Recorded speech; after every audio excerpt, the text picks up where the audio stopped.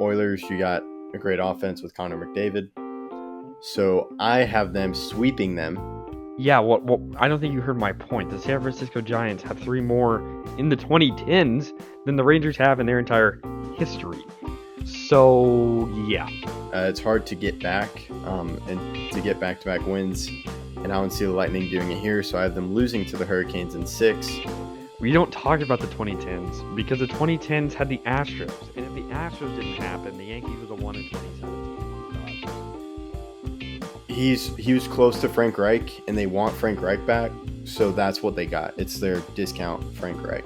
Kaprizov and the rest of his crew. Jordan Greenway, who doesn't get enough props. He definitely is somebody who needs to be mentioned more. Hi, this is Julie Dobbs. You're listening to Outsiders Opinions with Kevin and Austin.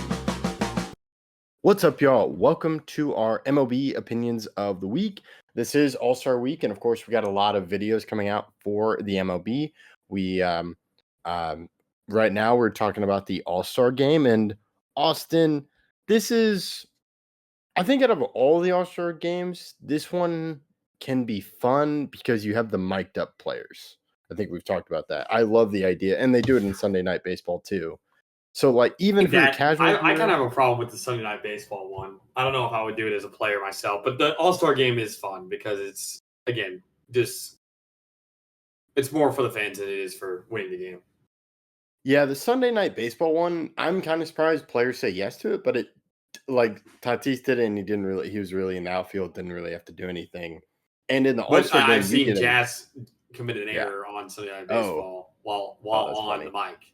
So, yeah, but this one in the All-Star Game, I'm sure it affects them. They're in the batter's box and they're on mic. True, but it doesn't matter because it's just for fun.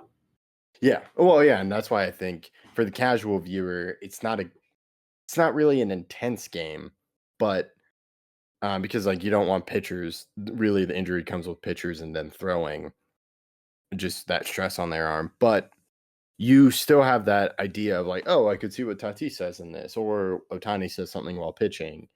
So that's where I might tune in for that aspect, not really for the game, because it's been a pretty low-scoring game in the past.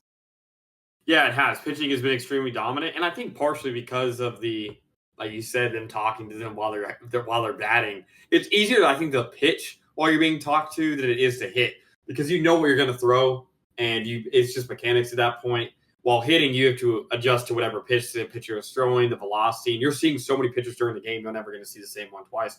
So I do think that it's a little bit harder in that respect, but I think it'll be close. What score do you have, and who do you have winning? So this one, I have the AL winning, and I have the score being 3-2. I also have the AL winning, but I have it being 5-4. Okay. So you go above the average because the average runs per game is around 4.83. I went a little bit low. And another thing about it being low scoring, it does help that they really don't push the pitchers, which is good, but you just have the best pitchers coming in for one inning. Yeah, so that makes it really hard to hit. Yeah. So I have the AL winning 3-2. I have the MVP being Javi Baez. Javi Baez would be really cool. I did not have him winning, but that would be cool. I didn't even think about having Baez win it, because that would be. I mean, a lot of people would love that. I think Cubs fans would love that, and I think that's the reason why he got into it, right? Because of his presence with fans. So that would be really cool if Javi won it. So I had the MVP being Vlad Guerrero Jr. Ooh, okay. Yeah, Vlad Guerrero is a good pick. Yeah, I always try to go off the beaten path because I always remember Elias Diaz winning MVP. For the NL. Yep. And Javi Baez has really kind of had a career resurgence, given how that deal looked terrible, and now he's kind of rebounded as the Tigers.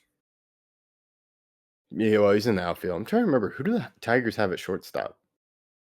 Trey Sweeney. Okay, got it.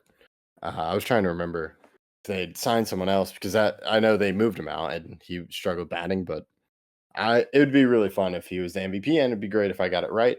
So that's Yeah, I'm interested for the conversations and just to see what happens and who does get MVP because maybe Otani does it, but we'll have to see.